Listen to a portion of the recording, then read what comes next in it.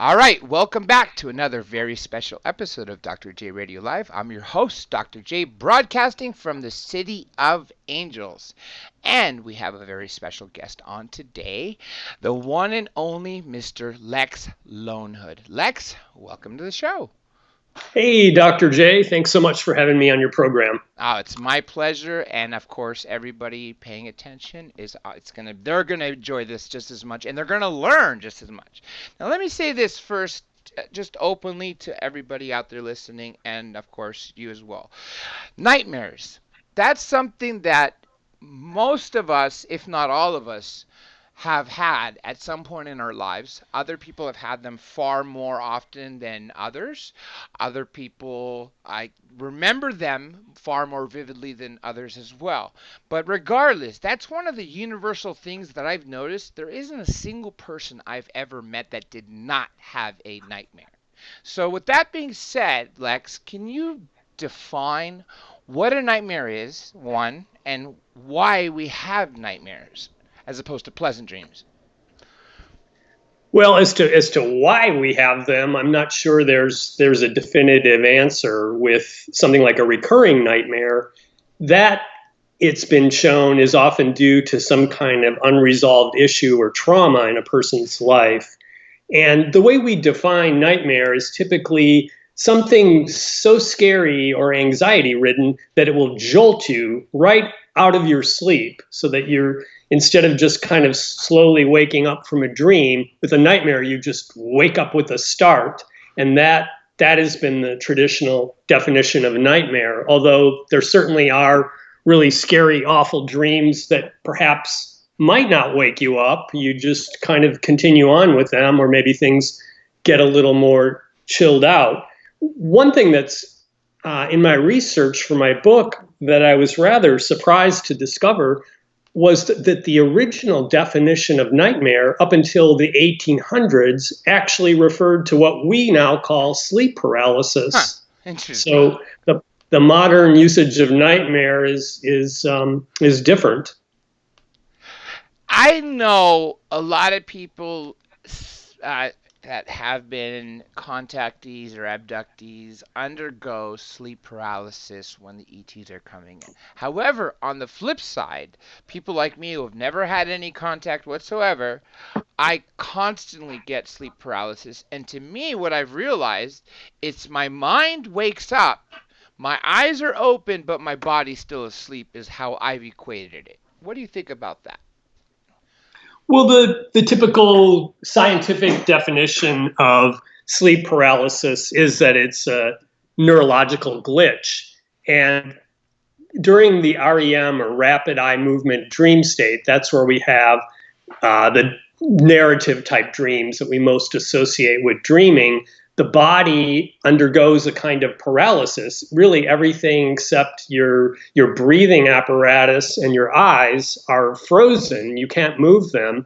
And it's commonly thought that the reason for this is so we don't get up and start acting out our dreams. So with sleep paralysis, you've got almost this superimposition of perhaps content from the REM dream state and the paralysis that comes with it, although the brain has woken up so that you could have your eyes open, you're looking into your room, and so you've got this really weird mixed state of consciousness. That these types of odd mixes, almost what I call cocktails of consciousness, is kind of the main theme of my book.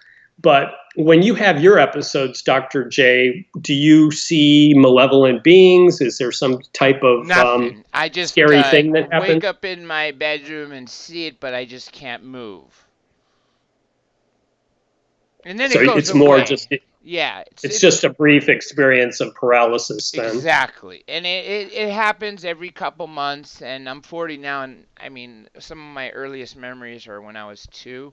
I do know that this has been a recurring thing. It's not like it's like every night I go to sleep or even every month, but it happens regularly enough to where I don't fear it anymore.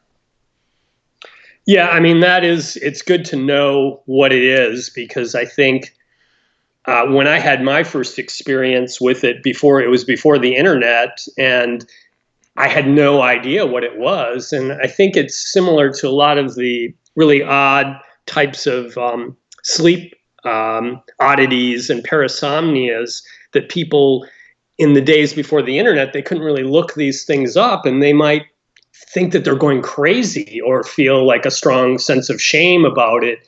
And so at least now we live in this era where we can go online and oh, it's a thing. And otherwise, yeah, I mean, I think the terror of sleep paralysis, even when you know what it is, can be extreme. So that in the days when we didn't even have a name for it, it was, I think, even more terrifying. There's already a But question. your experience, Oh, go ahead. Finish.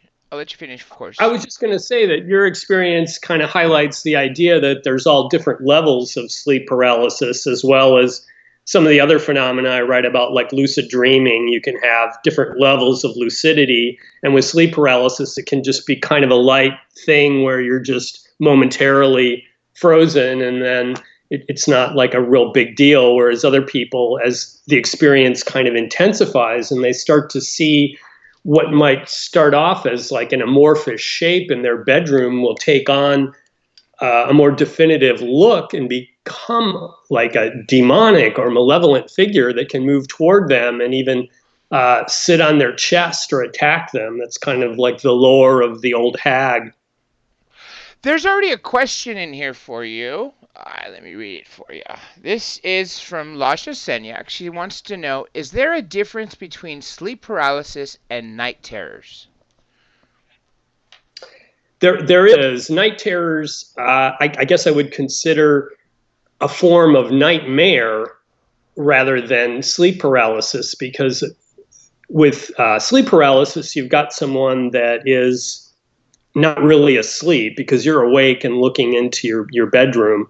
Whereas night terrors, it's a really interesting state because they, unlike in nightmares, regular nightmares, they do not occur during the REM sleep cycle. They occur in what's called non-REM or slow wave sleep or deep sleep, which is not really that associated with dreams.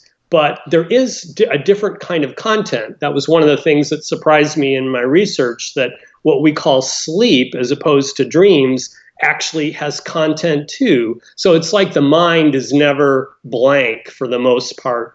And night terrors specifically can happen a lot to children. It's thought that it might have something to do with their central nervous system is not completely developed. But what happens is they'll seemingly wake up with a start, and their eyes will have sort of a glassy stare, almost like a zombie or something, and they'll be absolutely frightened of something that they've experienced in the dream, something chasing them, and they may still see that even with their eyes open, and they at times have shown signs of superhuman strength, being able to move objects like dressers that they wouldn't be able to do when awake. And they're just unconsolable at times, just utterly terrified. And then when they come out of it, they just go back to sleep as though nothing has happened. And then the next day, they won't even remember it at all. So what's kind of funny about it is that the person that is sleeping with them or in the same house, they're end up being far more upset by the experience than the person that had the night terrors, because they don't even remember it. Well, fear does a lot of things, and one of the things is the fight or flight mechanism, which includes an overload of adrenaline. So I could definitely see how someone can have that superhuman strength and lift something that they normally would not be able to. Yeah, and that's one of the scary things about sleepwalking, which can kind of blend into night terrors if people start moving around. I wrote about a case of a fellow named John Mosdale, who was known as the sleep runner. And he would have these night terror experiences where he would, in one case, he saw this kind of glowing blue entity that was coming down from the ceiling. And then he heard this voice like narrating and saying, if you don't get out of your bedroom by the time that entity gets to the ground, you're dead. And so he just like flung himself out of his second floor bedroom window and climbed down a tree and got like covered in blood from like scratching himself, and then just went running around the neighborhood covered in blood, all while in this state of night terrors and sleepwalking. So people can really, in these extreme cases, just kind of go off the deep end. You mentioned how, with the instance of that person, for instance, the superhuman strength lifting a dresser, going back to sleep and not remembering it, the dream at all, the nightmare. I've heard, and if you can confirm for me this, if your research has come across, is that the reason why we remember dreams or nightmares is not because we remember them, but we remember the emotion. So if we're having severe fear, we're going to remember the dream because we were fearful. If we had a happy dream, for instance, then we're going to remember it because of that emotion. I think there's some truth to that. I think that's true about our waking memories as well. When we look back on our life, some of the things that we remember over other things are tied to different emotions. But this night terrors, which occurs in the non-REM, that is a time where we just don't remember, because I think it has to do with the part of the brain that is active then, which is different than REM, which we can kind of use techniques to try to remember. But this content that really kind of fascinates me that's going on in the non-REM state is almost like lost to us.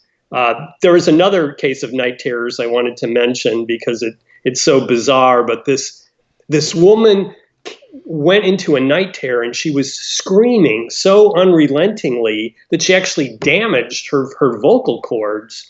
And later she did have some memory of what happened, and she said that it was her screams that actually chased away this ghost that was chasing her.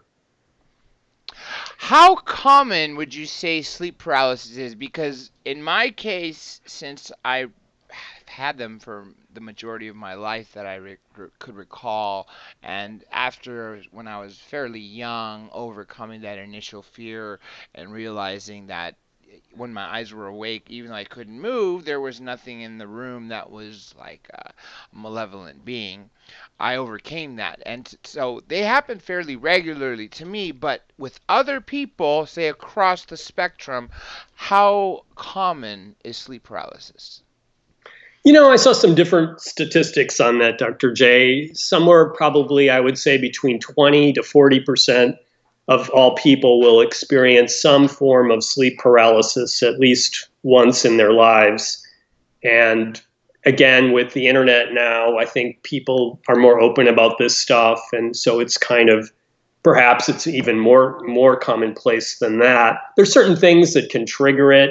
Say if you're not getting enough sleep, you might be more likely to experience it. If you're undergoing certain kinds of stress. Also, it's really associated with sleeping on your back, which you might not actually start out even doing, but at some point during your sleep cycle, you may end up in that position. Let me ask you this about parasomnias, sleepwalking. From what I know, and from friends, girlfriends, and family, that I've never actually did something in my sleep that I wasn't aware of. But I hear a lot of people end up walking in their sleep, and this is something me and you actually just spoke about 30 minutes ago, that if you are sleepwalking and you kill somebody, that's a legal defense to get you off. You're acquitted. And so what percentage of the population do you believe is sleepwalking? Well, sleepwalking is pretty common, particularly for younger people that are just maturing. It's very common for them, and it's thought that a lot of those cases people just kind of outgrow it, if you will. The sleep murders are extremely rare, but in terms of sleepwalking, in contrast to night terrors, people aren't necessarily agitated when they're sleepwalking. They're just kind of wandering around, perhaps kind of aimlessly, It is a bit dangerous in colder weather climates where people have wandered outside like kids, and sometimes it's unknown whether it's a suicide because they're just found up kind of curled up in a snow embankment and they've frozen to death. That's actually a freaky. Unfortunately, I believe you're also in Southern California, San Diego, right? Not currently. I used to live there. Oh, so you're in Florida. Yeah. Okay, that no wonder that made sense earlier. Well, fortunately for us, both in Florida and here in California, we don't have those types of freezing temperatures or snow.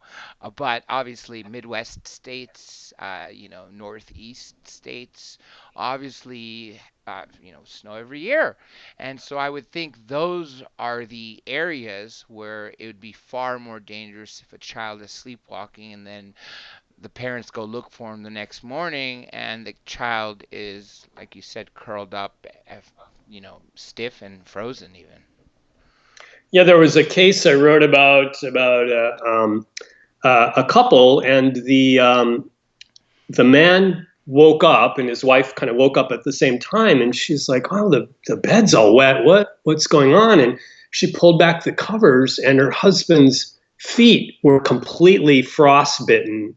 Oof. And he had gone out and traversed the path that he would normally walk their dog on, but he had just done it in his PJs and barefoot in this, I think it was in Minnesota or someplace like that, where it was, just like a sub-zero night. And, they had to call the ambulance and whisk him away to see if they could save the toes. But conversely, here in Florida, there was kind of a somewhat amusing case that with this 77-year-old man who sleepwalked into a swampy pond near his home. And when he came out of the sleepwalking, he found himself chest deep, stuck in mud, and several alligators were actually swimming towards him. But luckily, he brought his cane that he used for walking on his sleepwalking, and it was by the side of the pond, so he used it to kind of swat away the gators while he was screaming out, and the neighbors called for help.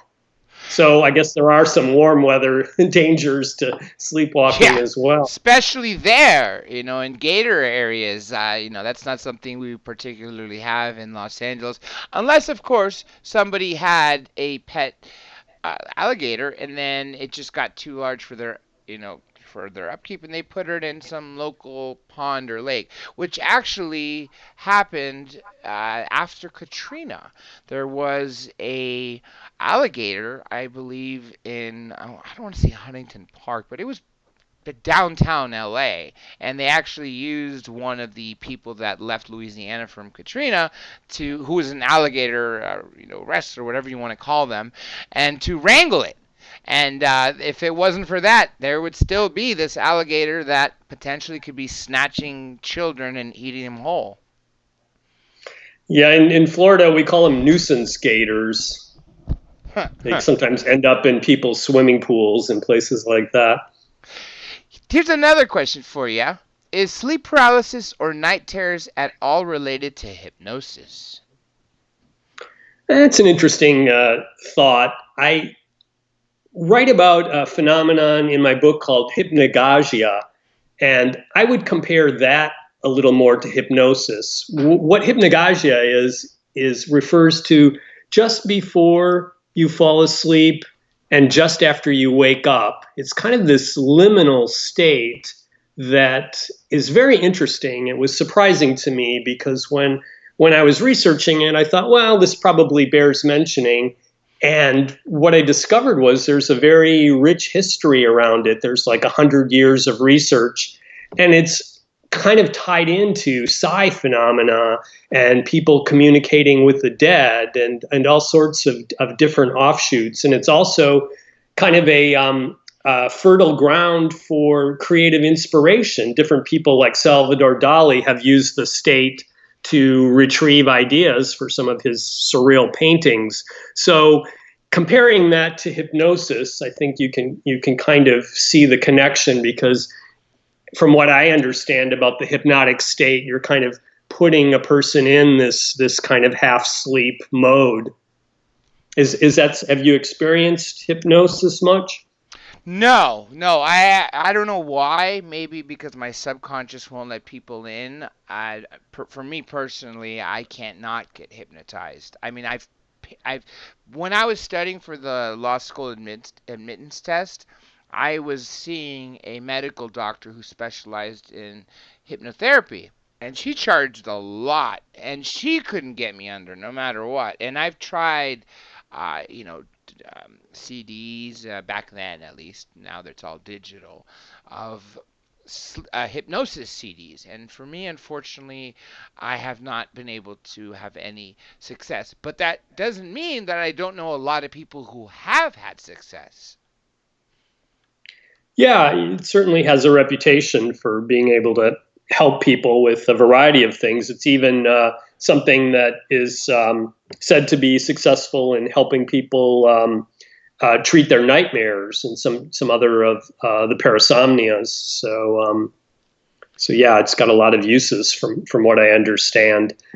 I wondered in this case that I wrote about this phenomenal sleep talker, a fellow named Dion McGregor, who actually had a record, this kind of cult record that came out in the 1960s of recordings of his sleep talking, these kind of bizarre theatrical stories that his roommate would record while he was sleeping.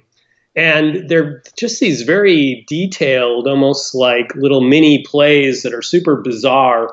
And they don't really seem like dreams. So I kind of wondered if it was almost like channeling or something more like a kind of Edgar Cayce going into like a trance. Yeah. You know, I'm glad you mentioned that because I was going to ask you about that next because that I am guilty of. I wake up constantly at the sound of my own voice speaking to somebody that's not there. So I'll wake up because I'm talking and I hear myself talking, out loud. And then I wake up, I look around, I'm like, there's no one here.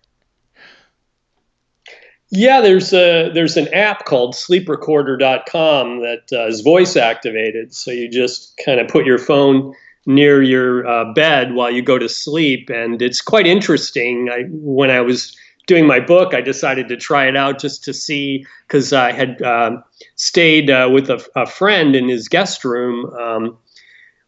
And he had said, "Yeah, I heard something coming out of the room." So I kind of felt like, "Oh, wow, I guess I'm kind of acting out my own parasomnia." So I was curious to see if I could find evidence of it. And yeah, it seemed like the few times I tried it, I did catch little moments. And it did feel like one of them was almost like a train switching gears, like I was going from one state to another. And somehow it was like my voice was commenting on it. So I wonder if that might be an element of what you were experiencing rather than just like talking out loud in a dream, because in REM your voice is typically paralyzed. Let me ask you this, and actually I wrote down sleep recorder because after we're done I'm going to download that app myself because I'm very curious to catch what I say before I actually wake up. What are some of the other odd experiences that you know of that people did while asleep? Well, there's certainly lots of strange episodes that are variants of sleepwalking. For instance, there's sleep eating, which is a fairly common phenomenon. When you look at the overall numbers, it's something like 1% of the population actually sleep eats. And I describe a case that I witnessed firsthand when I was staying at a friend's place in Palm Springs. He had gone to bed early. He'd taken an Ambien and went to sleep. And I was chatting with his niece. All of a sudden, we see him wander into the kitchen, and he opens the cupboard and grabs a bag of tortilla chips. And he's moving kind of odd and sort of zombie-like. Are his eyes open, by the way? Yeah. His eyes are open, and he kind of, but has sort of that zombie glazed over thing that I was talking about in Night Terrors. So he just kind of rips the bag open with his hands and dumps the chips into the stainless steel sink, and then just starts eating these chips out of the sink. And he is pretty clean, so his sink was probably clean enough to eat out of. Still, it just seemed really bizarre. So we kind of came over a little closer to see, like, what's the deal here? And his niece is like, oh, did you want a plate for those? And then he just starts grunting like it's some kind of weird subhuman person that's not even like capable of language. And he just seemed super intent on like eating these chips. And then it kind of clicked, like, oh wow, he had taken Ambien, so maybe that kind of kicked off this weird sort of sleepwalking, sleep eating episode. But I ran across a lot of cases where people just eat a lot of really bizarre things that they would not eat when they're awake. They'll make like a salt sandwich. They'll eat cat food, even really weird non-edible things like Vaseline and paint. The talk show host Montel Williams came out about his sleep eating problem, where he would no longer keep like meat in the refrigerator because he'd wake up the next day and see like bite marks in raw or frozen meat. Wow. What about some instances of people having sex while they're asleep? Yeah, that's called sexsomnia.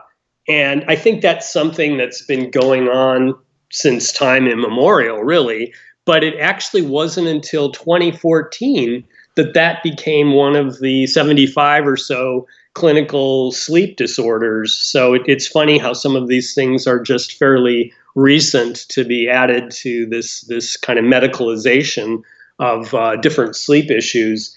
In some cases, it's not a problem. Some of the people are even described as actually being better lovers when they're asleep. Sometimes the partner isn't really sure what was going on. There was a case of a woman who kind of wondered, but she was sort of enjoying having sex with their male partner. But then in one instance, right in the middle of intercourse, he started snoring. So that was kind of a dead giveaway that he was indeed asleep while he was having sex with her. It kind of came up with the phrase snorgasm. Wow. That's a good phrase. I'm going to use that if I ever hear about this. Now, let me turn your attention to sleep deprivation. Where I skydive, I've said people obviously know this, in the areas that I skydive, because in order to be an airport to be a drop zone, it has to have minimal traffic, air traffic, right?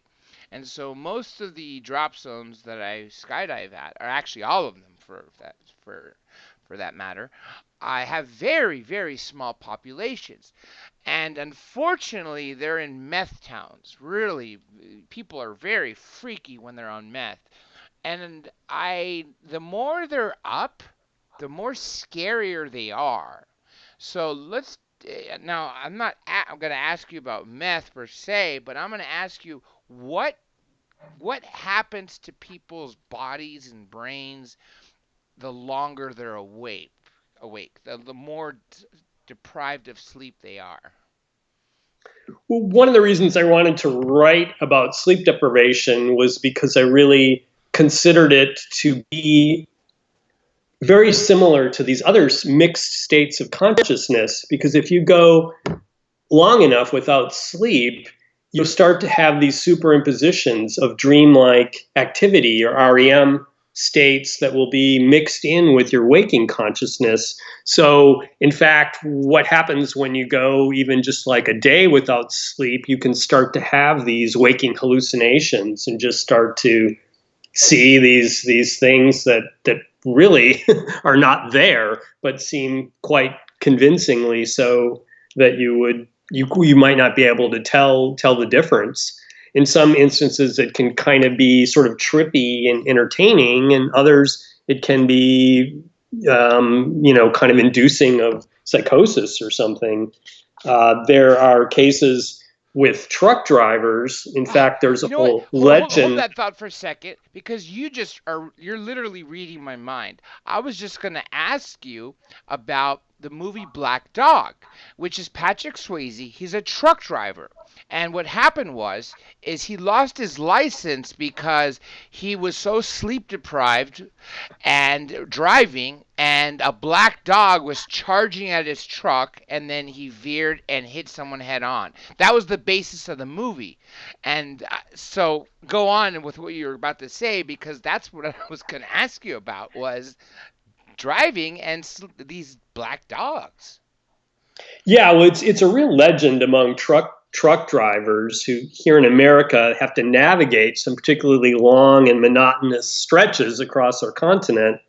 Well, according to the lore of truckers, if you see a black dog more than once along the side of the road, it's a warning that you're dead tired and you need to pull over and get some shut eye before it's too late. And what may be happening in these cases is that they're experiencing what's called microsleep, which are these short bursts of involuntary sleep that can last up to 30 seconds. So So, in those instances, is that when they're seeing the black dog on the side? yeah. I mean, it could be a complete dream state that they've entered into, or it might be more of a hallucinatory thing. But it just became this kind of lore that if you see the black dog once, that's your warning. Like, pull over, stop at the next hotel. If you see it twice, it may be too late. And what's particularly curious about this legend of the black dog is that there are tales of black dogs going back like 1,000 years in the United Kingdom, Wow. and sightings of them were often seen at crossroads, and they could have like glowing red eyes or be like odd, gigantic shapes, and were often considered an omen of death. So it's kind of curious that this ancient legend is been transposed to the modern trucker era. Now, here's another question about the black dogs. Do you think the reason why people in their micro sleep sessions that are truck drivers are seeing the black dog is the reason why it's always the black dog is it because that the truckers talk to each other and they put this image in their subconscious, and then when they fall asleep for that brief period of time, then what they remember being told all of a sudden manifests? Or is it just whether or not truck drivers have heard this or not, that's what they see? It's an interesting question. Hard to know for sure. It might be that it's kind of like the shadow person, like a sort of blurry black figure that you see peripherally, and because it's the side of a road and it seems to be moving, maybe it's perceived of as a black dog. Or perhaps there is more of a kind of supernatural explanation that it's a warning sign, almost coming from some kind of psychic dimension to cue people into the fact that they're in a dangerous situation. I'm glad you brought up these shadow figures. I remember when I was at Art Bell's home, he talked about that he constantly saw shadow figures on this, through the side of his, peripheral vision, and then he would see them fairly regularly. Myself, personally, I've yet to see anything like that. How common is it for people to see shadows? I don't have statistics on that particular phenomenon. As to how it might relate to the whole sleep and dreaming issue, sometimes these phenomena are tied in with when someone is just about to fall asleep, these kind of hypnagogic things. As to whether if someone would just see something like this when they're wide awake, well, then that might be a different kind of phenomenon where it's less about kind of a mixed state of consciousness and more like, okay, that is like a ghostly sighting. So there may be different forms of it. But what I focused on was this idea that the mind could be more susceptible to catching these kind of strange interdimensional or astral entities when we're experiencing these mixed states that encompass both sleep and waking. Let me ask you about fatal familial insomnia. What is it? Fatal familia insomnia, or FFI, I included in the chapter on sleep deprivation. It's actually this rare prion disease, which is like mad cow. And what happens is if you get this genetic disorder, you're unable to fully fall asleep, and you become stuck like in this netherworld of neither being fully awake or asleep. And it basically has killed people within usually about a year or so of coming down with it. It's extremely rare. I think there's maybe about 30 to maybe 100 families worldwide that carry the gene. And I think it survived because people don't traditionally come down with it until they're in their 50s. So by then they've already had children. But just in recent years, they have like a genetic test for it. So I think they're more ahead of finding a cure for it, along with other prion diseases. But I profiled a woman who is what's called a patient scientist. She found her mother had died of FFI, and then she found out that she carried the gene herself.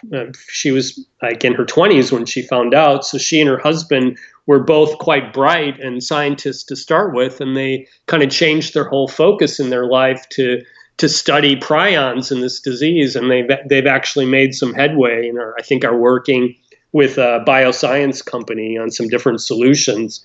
But it's really a rather nightmarish condition just to be kind of stuck in this mode. I saw a 2020 episode at least a decade ago, if not longer, and they called it fatal insomnia syndrome. And it just scared me because I'm personally an insomniac. It takes a lot for me to fall asleep. There are many days that I haven't slept at all the night before. Don't get me wrong, I'll be in bed tossing and turning, and then once the sun's up, I just give up. And I could be tired from working, walking, whatever it may be, and I'll be physically tired, my brain will be tired, but whatever reason is, and I don't drink caffeine that often, so it sure is not that. I don't use any uppers or anything like that, so nothing would cause that, but yet it happens so often. I could honestly say at least once a week, sometimes more than one day a week, I will go through the entire night without a minute of sleep and then just pick up the next day as tired as I am, do what I need to do work wise, and then wait till that following evening to hopefully sleep. And usually by then I pass out just a sheer, tiredness. Yeah, that feeling of going without sleep is something I do not treasure. Just that dragged out feeling, and it's unfortunate because I was very interested in lucid dreaming. I write about that in the book as well, which is when you become aware that you're dreaming while you're still within the dream. So again, you're having this kind of mixed awareness. And one of the techniques for achieving lucidity is to wake yourself up after several hours of sleep, kind of get up and do something, maybe stay up for an hour and then go back to bed. But for me, I find it can be tricky to fall back asleep then. So I'm often not willing to risk that whole thing of waking myself up so fully if I'm not sure I'll be able to go back to bed. But kind of an intriguing historical footnote that I ran across was that before the advent of electricity, people actually used to sleep in two separate cycles. They called it first sleep and second sleep. They would get up, they would go to sleep when it got dark, and then after about 4 hours or so, they would kind of get up, put a candle on, and do reading or whatever. And then after an hour, they would go back for their second sleep. And it seemed like the whole idea of the 8-hour sleep is something that's kind of a modern contrivance. That kind of reminds me of Europe, but not necessarily the same, where it's, sleep at night, wake up, do something for an hour or two and sleep again. About the siestas. I remember in Greece, uh, you know, people would get up 6, 7, 8. All the stores would be open, and then come noon, 1, everything would shut down. Every store would shut down. You'd be, stuck. You're out of luck if you want to go buy a pack of smokes or have a drink, whatever, because there's nothing open. At least this was the case when I was there 30 years ago. And at 6 p.m., everyone's awake from their siesta, and they are up till 2 a.m., and they're never tired because of that mid-afternoon sleep. Yeah, I think that's a great tradition, and I kind of do my own version of that since I work late at night with Coast. So I heartily approve of siesta culture. I don't know if it's fading away, the modern technological world.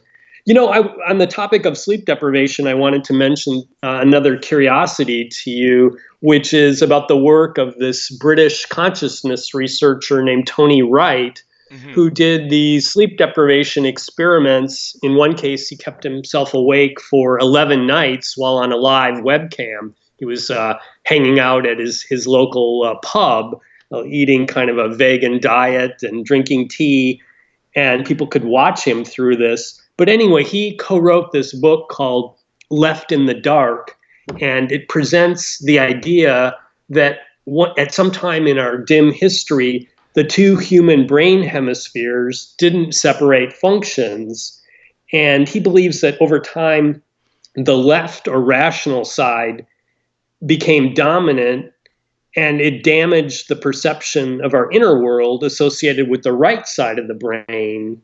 And so with his sleep fasting experiments, he believes that the left side of the brain becomes suppressed or put to sleep, and that the right side, which is usually not dominant, is able to kind of come to the fore. He, for instance, was able to experience this all-encompassing religious bliss, as well as access these profound childhood memories and emotions that he'd completely forgotten about.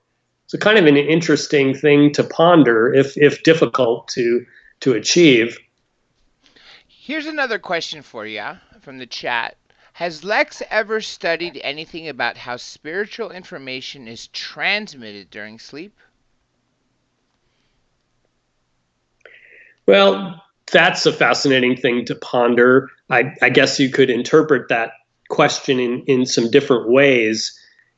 I think that is a good tie-in to lucid dreaming, where if you are conscious that you're dreaming, you could say ask to speak with a spiritual advisor or someone, some all-knowing being, or have some kind of spiritual experience that could feel quite direct and profound in terms of say like visits from the departed. If they were going more with that is something that's interesting in dreams as well. And the whole question of when someone that is deceased visits you in a dream, could it really be their spirit, or is it just something that we're conjuring?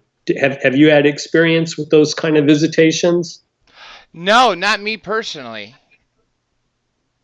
The only of all the topics that we mentioned, and even topics that from what I've had from you, the three things that I've particularly myself experienced is sleep paralysis.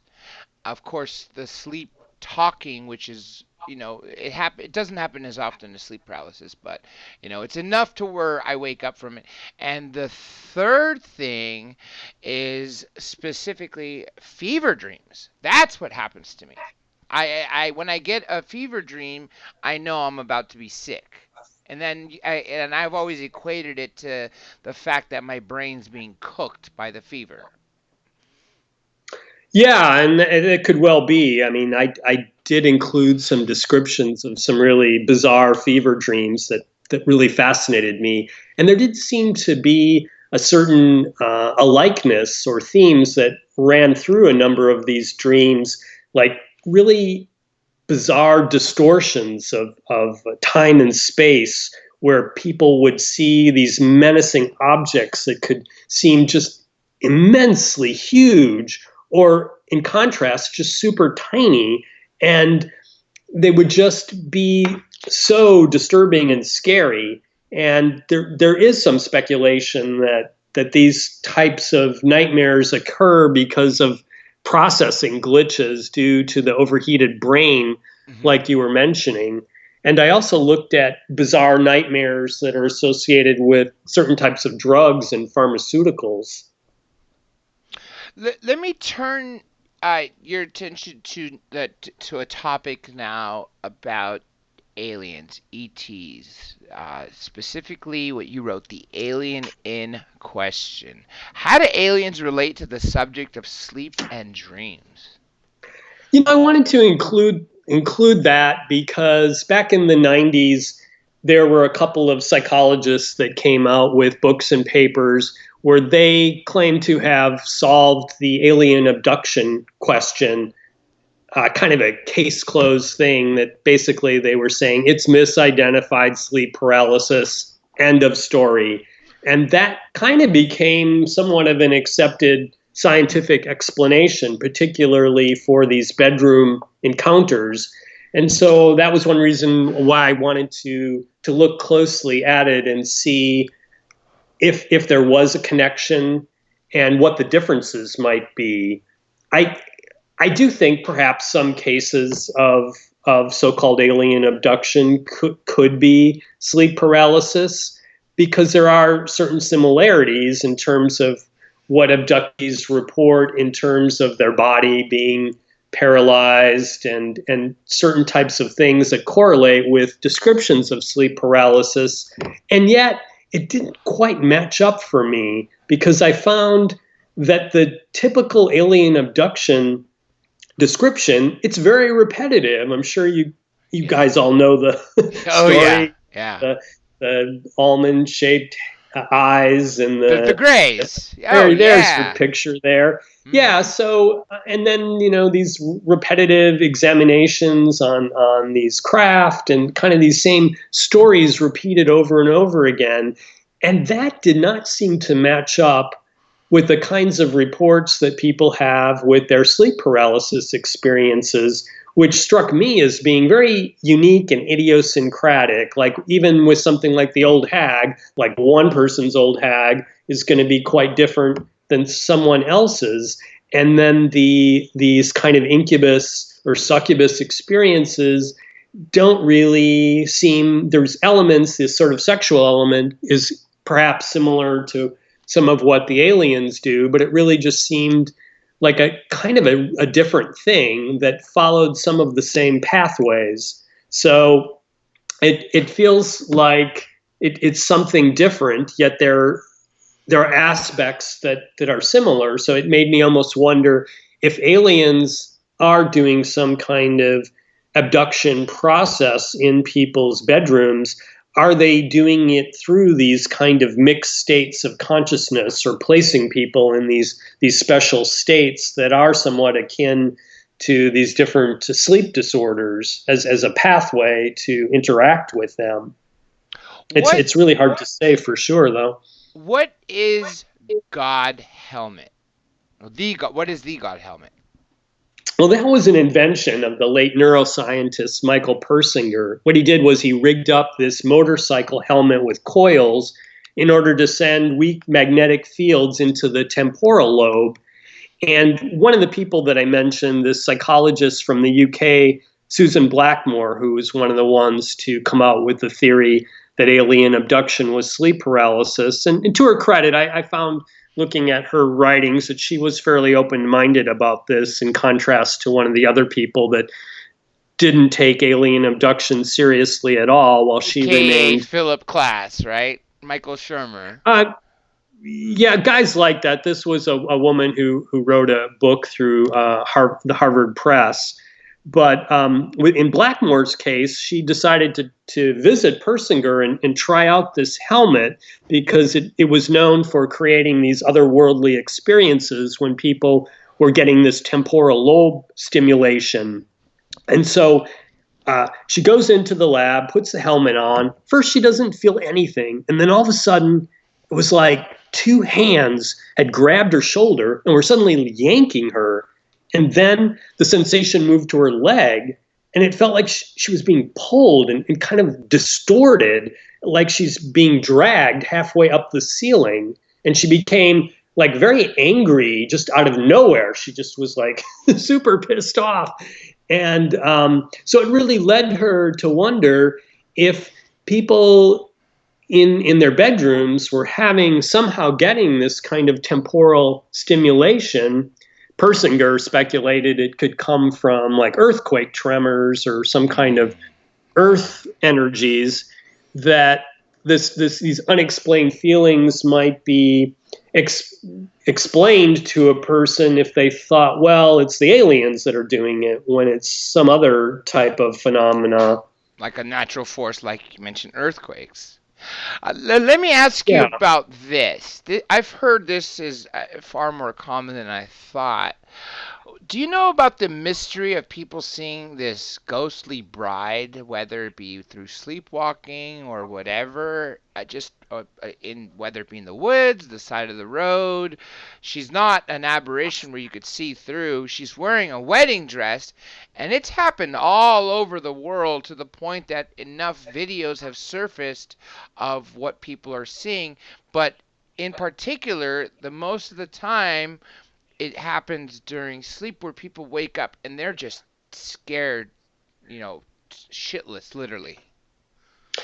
Yeah, I mean, that kind of thing in terms of waking up and seeing these entities near your bed relates to the hypnagogia thing that I was talking about, or hypnopompia, which is when you first wake up out of sleep and you have these interactions. And a lot of the stories I've heard on Coast to Coast over the years and Ghost to Ghost, when people share these kind of stories, I've noticed that a lot of them are related to these kind of bedroom encounters where they see something just after waking up or when they're in their bed. So it did lend some credence to this idea that when we're in this state between sleep and waking, we either are prone to having these kind of hallucinatory experiences, or what I tend to believe more is that we're more open to experiencing these kind of other realms, or the so-called veil between the living and the dead. Maybe in that state of mind, we're able to see these things that we would not normally be able to see when we're wide awake. Let me ask you this real quick. Can I keep you on for another 10 minutes if that's okay with you? Sure. Okay. Now, with what you mentioned about I don't want to mispronounce this. Hypnagogia, right? Yeah, I say gagia with the soft G, yeah. Okay. What is the exploding head syndrome? Yeah, that is kind of similar to what's also called the hypnagogic jerk, which is pretty common. I think most people are familiar with this, where you're just falling asleep and your leg just kind of suddenly like jerks. If you're sleeping with someone, they could bear the brunt of that. But exploding head syndrome, while not completely uncommon, is I think more rare than that. But it is similar in that it's happening during this state when a first person is first falling asleep. And what happens is they hear this cacophony of sound, like gun firing or like an explosion, only the sound isn't coming from an external source. They hear it from inside their head. It's just like this huge explosion, and it just can just like knock them out of bed. It just is so startling to have that happen. And that's the fourth thing I experience. Okay. Here and there, it sounds like a gunshot, and add then more to the list. I ask other people. I get up and I start walking around and say, "Did you hear that? Did you hear that?" They're like, "What are you talking about?" So what happened when you had that experience? Were you freaked out? I was jolted awake and scared because I thought someone was shooting, or an M80 went off or something like that. But again, it was internal. No one else heard this. Yeah. The time it happened to me was similar. got up out of bed. I was kind of almost thrown from the bed, and I got up and looked outside because I thought there had been gunfire. But there's speculation. This Professor Brian Sharpless was writing that, I don't know if you've heard about these bizarre cases where people say that they're like the victim of electronic harassment or these like new energy weapons, kind of like these mind control weapons. Yes, and yes. I even remember Unsolved Mysteries had a bunch of people would hear this grinding, like a glass grinding sound, and they would go, to the edge of the earth. They would go down into mines, a mile or so below, and yet nothing mattered where they were. The intensity was always the same. It's like they could not escape it. And I was surprised that this phenomenon did exist. And these people reported that they were hearing this 24/7, no matter what. Oh, the mystery hum, Yeah. That's another strange one. But this professor was speculating that some of these people that have claims of these electronic harassments or that energy weapons are being beamed at them, he was saying, well, maybe they're just experiencing exploding head syndrome, and because they're unfamiliar with it, they've created this more paranoid explanation, which is not to say that there aren't some of these mind control weapons out there that are being used on people, because I think there is some evidence for that. There's a question in here from Vernon Daniels. It says, were you sweating profusely afterwards? I don't know if he's referring to me or you, but me, yes. Every time something like this happens, yes. Yeah, I think my heart was beating really fast, as I recall. Yeah, again, it's one of those things that, like sleep paralysis, I think once you know what it is, it takes it down a notch. It's still damn scary, but at least you can kind of slap a label on it and have some understanding about it. Who is Emanuel Swedenborg? Swedenborg is kind of a beloved mystic, and in terms of my research, I was looking at him because he's considered kind of a patron saint of hypnagogia, and he lived back in the 1700s. As I mentioned, he's considered kind of a Christian mystic, and through the portal of these half dreams and trance states, which are basically hypnagogia, he visited a variety of off-world and these kind of ethereal destinations, which included the afterlife, heaven and hell, and various moons and planets in our solar system, but in this kind of etheric or spiritual form. And he documented having these encounters with this wide swath of beings, including ETs, angels, and devils. And so really he used this half-sleep state as kind of the gateway to have these really fascinating kinds of experiences. Let me ask you about psychic attacks. Can you define it and give us an instance of someone who's had a psychic attack? Well, I think there are different ways of looking at that. What I was particularly interested in Nightmareland was the question of, could we be attacked by entities while we're asleep? And there are certainly cases of that, certainly sleep paralysis for starters. There's cases of sleep paralysis, for instance, where instead of when you first become paralyzed and it sort of builds into seeing an entity, there are some cases where people just wake up right into sleep paralysis and the entity is already on top of them and kind of seemingly like feeding on their energy, and the entities are described as looking kind of surprised that this person is suddenly awake.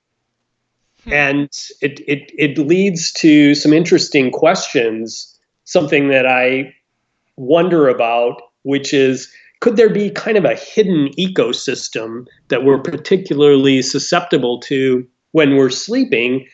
different types of entities, astral beings, if you want to call them that, that are feeding on our energy.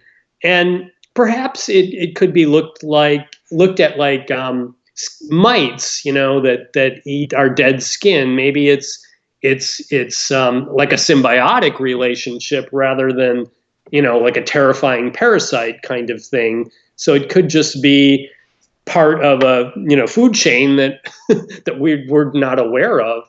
And particularly this idea of this non-REM sleep that we have no memory of. That's what I started wondering, like, okay, is that in particular kind of a gateway to these beings that kind of it's like, oh, it's dinner time, someone's asleep.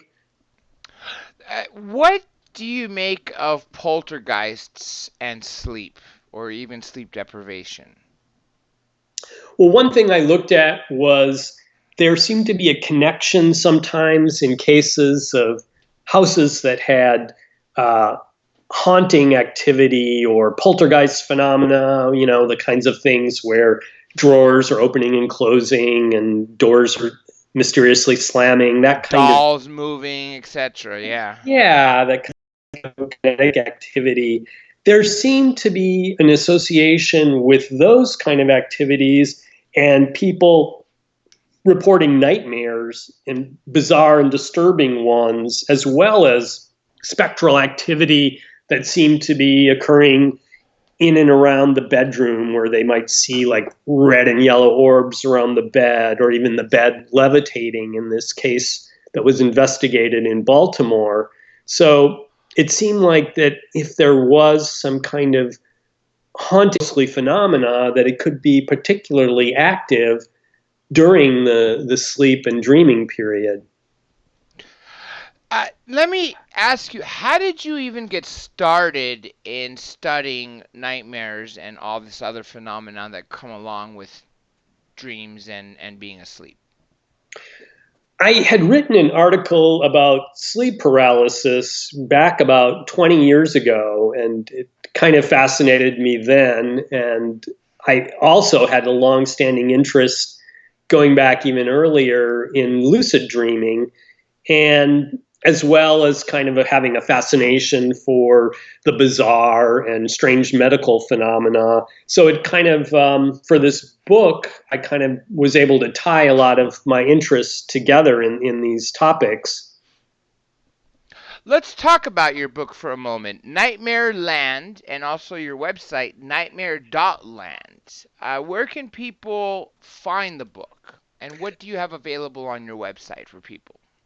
Well, nightmare.land is kind of a good jumping off point for finding out more info about the book and places that you can order it. It's available on Amazon and it's even in some bricks and mortar places like Barnes and Noble, I understand. There's also a pretty cool audio book that the publisher put together. I got to actually help in the casting. The narrator, Neil Helligers, did a really bang up job. He's kind of got this Rod Serling like quality that he brings to the material. So it's really quite kind of a scary but entertaining experience hearing the audio book. And there's also an ebook as well. So it's available in 3 different formats. I like if you noticed, I used 2 of the images from your gallery on your website. Who drew those, by the way? The majority of the illustrations were done by Jason Jam. He's a really talented artist who has a particular interest in this sort of supernatural type topics. So I think he did 5 of the illustrations in the book. So yeah, it was definitely fun having a visual element to the storytelling.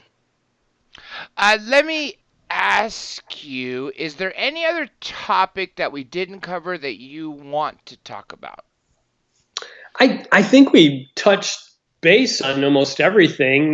Maybe we could say a little bit more about lucid dreaming, just because I think that is one of the more positive, and because I know I tread into some fairly dark and terrifying landscapes with the material. And while I do actually take a look at the darker side of lucid dreaming, there's a lot of positive things to be said about it, and it really does seem like this fascinating state that can really tie into a person's creative and spiritual growth, and just offering them a lot of freebie entertainment as well if you can achieve it. I'm sure you know Preston Dennett. He's written at least two books on lucid dreaming, and I've read several more. And Preston, literally every single night, is lucid dreaming, and he talks about the ability to fly and go look into other people's homes and walk through stores, and all of this is again in the mind, but he feels like, the world's asleep and I'm free to do what I want, including fly. Yeah, I mean, for those that have a knack for it, it really. I personally find it a difficult state to achieve. I've had a handful of experiences with it, and different states of lucidity, almost like semi-lucidity, where you're kind of moving closer to it. But I find it's a tricky thing to achieve. So I write about some of my experiments and struggles to achieve lucidity. There's a supplement called galantamine that you can take kind of in the middle of your sleep cycle that sort of wakes up your neurotransmitters, but not so much that you'll actually wake up. And I find that actually makes your dreams a little more intelligent, even if even if you don't become lucid in them. So there's a lot of different approaches out there, but they don't seem to have quite yet the kind of technological gadget. We live in this age of apps where we Yeah. just almost have gotten it to expect there's something to do everything for us, but they haven't. They have done research that shows that light gamma waves actually can induce lucidity, and I think something like 77% of cases. So I think that could be the coming wave of gadgetry in the next few years, where you'll wear like a little headband that recognizes when you go into REM and will give you this sort of gentle gamma wave zap. So this will be Anyway, like better than virtual reality almost. it could be, yeah, because it's really limitless in terms of the kinds of experiences that you can have. And I was particularly fascinated by the work of Robert Wagner's, kind of an intrepid lucid dreamer, and the kind of experiments that he did where he was actually communicating with this sort of voice behind the dream, and sort of getting going to like the source of the dream itself, and getting this conveyed information. And also this whole idea of whether dream characters could be sentient on their own, or were they simply projections of our own mind. And in his lucid states, he was able to experiment with this and actually found that some of these characters did seem to be sentient, and were sort of annoyed that they were being accused of simply being mental fabrications. There's a question for you. Is there a relationship between synchronicity and dreaming? Well, I think that gets to the question of precognition a little bit, in terms of the idea that you might see something in a dream and then later that day maybe see the same thing, which would, in one sense, be considered a synchronicity. You could also view that as precognition. The idea that I think dreams seem to suggest at times is that time itself is not as linear as it appears to us in our waking state, and in dreams it seems like we can kind of shift around and maybe have access to the future as well as the past. One of the scariest incidents of precognition that I've ever read about is about Abraham Lincoln. 2 days before he's assassinated, he had a dream that he was in the West Wing and there was a bunch of people mourning around. And he goes up and asks someone, "What happened? Why is everyone so sad?" And the person responds to him that the president was killed. And he's shocked because he's the president.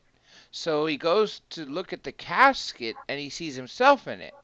The very next day, he tells his wife and another person about it, and yet 2 days later, he's killed. And the exact same scenario of people mourning in the White House, as well as him being, his coffin being in there for before he was buried, played out perfectly. Aside from him being walking around and seeing his own, corpse, but it literally his dream ended up being what happened. Yeah, I mean, that is a real classic case of dream precognition. I've heard that before. It's really astounding. And I think it gets back to something you were saying in the beginning of our conversation, this idea of things that have like a strong emotional valence might be things that would have more of an impact. Perhaps, what could be more emotionally upsetting or like a strong sensation as one's own death, and in the sense that there's this malleability to the timeline that perhaps he was just sort of tapping into this really profound thing that was going to be happening to him in the very near future. There's a comment here. I'm going to read it to you so you could respond to Vernon Daniels. He says, sleep paralysis, isn't that just the brain keeping you from acting out while sleeping? And then he follows up with, because I have that problem for years. What would you say to him? Well, what I mentioned before was the neurological explanation of sleep paralysis is that during REM, or rapid eye movement sleep, the body is naturally paralyzed, so we don't get up and act out our dreams. So it's thought that physical non-physical activity, your body being frozen, is carried over from REM into the waking state. So it's this mixed state that creates sleep paralysis. So I think what he's asking is, in the instance of you actually do want to move, if you see like some malevolent entity coming towards you, it's not advantageous to be frozen. Or to move towards them. You want to get away from them. Yeah, because you're essentially awake as opposed to being asleep. Another couple questions for you. People know where to find you through the website nightmare.land. They know about your book. I've even shown your book cover throughout this show, Nightmareland. If you have a final statement for everybody, what would you say? Well, I think it's very fascinating to ponder these different states that happen to us when we go to sleep, because a lot of it is just we just don't remember our dreams, and it almost seems like there's this great divide between our waking lives and our sleeping and dreaming states. And so I think what I was trying to do was to kind of unpack that a little bit and pull back the curtain and sort of explore how these two are intertwined and offer different ways for people to explore that more. And I think there is a scary aspect to it, but there's also kind of a great self-exploration that awaits us, that we can all have these really intense journeys within ourselves and really learn more about our psyche and subconscious. So it's kind of a happy hunting ground, even if there are some scary elements here and there.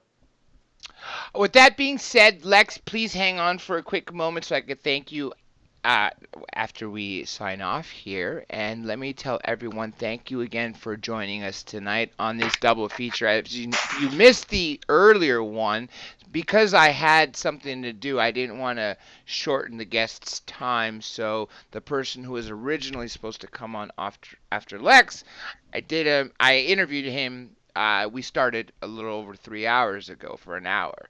So you could watch that, hear that, whatever you prefer. And also, I do want to thank you all for joining me in the chat. Remember, I won't be doing a show tomorrow, but Thursday, same time, same place. I won't tell you who the guest is because as usual, I'd like to confirm with people the night before and the day of. A few months ago, if I told you Graham Hancock was coming on that following Saturday, and when he, was ready to do the show, and then ultimately found out that he wasn't able to get a good reception in the hotel room he was in, you would have been definitely disappointed. So for that reason, I don't particularly tell you who's going to come until the day of. Other than that, remember, folks, don't use my Twitter for the time being until it's unsuspended. But every other social media, Facebook, Instagram, Flickr, Tumblr, whatever you could think of, you could see it all here. My social media manager, Pam Vrettenberg, is the one who takes care of that. If you have a message or a guest request, pass it on to her via my Facebook account, and she will get it to me. And with that being said, folks, I want to thank you all for joining us this evening on this remarkable show on a topic that I've been looking for an expert, someone who is really dive deep into these topics to talk about. It took 8 years, but I found him.